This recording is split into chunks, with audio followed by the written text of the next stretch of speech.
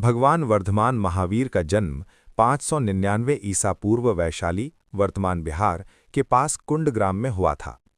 उनके पिता राजा सिद्धार्थ और माता रानी त्रिशला थीं। बचपन से ही महावीर अत्यंत शांत, दयालु और गंभीर स्वभाव के थे।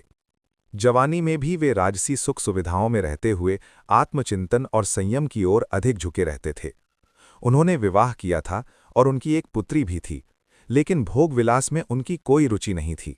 वे दूसरों के दुख से बहुत प्रभावित होते थे और करुणा, अहिंसा तथा सत्य के मार्ग पर चलने का भाव उनके भीतर मजबूत होता गया।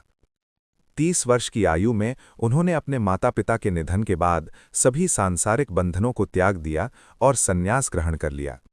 इसके बाद उन्होंने 12 वर्षों तक कठोर तपस्या की, जिसके परिणाम स्वरूप उन्हें कैवल्य ज्ञान प्राप्त हुआ और वे जैन धर्म के 24वें तीर्थंकर बने। भगवान वर्धमान महावीर का जन्म 599 ईसा पूर्व वैशाली, वर्तमान बिहार के पास कुंड ग्राम में हुआ था। उनके पिता राजा सिद्धार्थ और माता रानी त्रिशला थीं। बचपन से ही महावीर अत्यंत शांत, दयालु और गंभीर स्वभाव के थे। जवानी में भी वे राजसी सुख सुविधाओं में रहते हुए आत्मचिंतन और संयम की ओर अधिक झुके रहते थे। उन्होंने विवाह किया था और उनकी एक पुत्री भी थी, लेकिन भोग विलास में उनकी कोई रुचि नहीं थी। वे दूसरों के दुख से बहुत प्रभावित होते थे और करुणा, अहिंसा तथा सत्य के मार्ग पर चलने का भाव उनके भीतर मजबूत होता गया।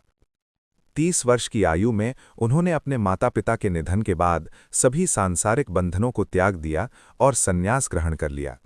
इसके बाद उन्होंने 12 वर्षों तक कठोर तपस्या की, जिसके परिणाम स्वरूप उन्हें कैवल्य ज्ञान प्राप्त हुआ और वे जैन धर्म के 24वें तीर्थंकर बने।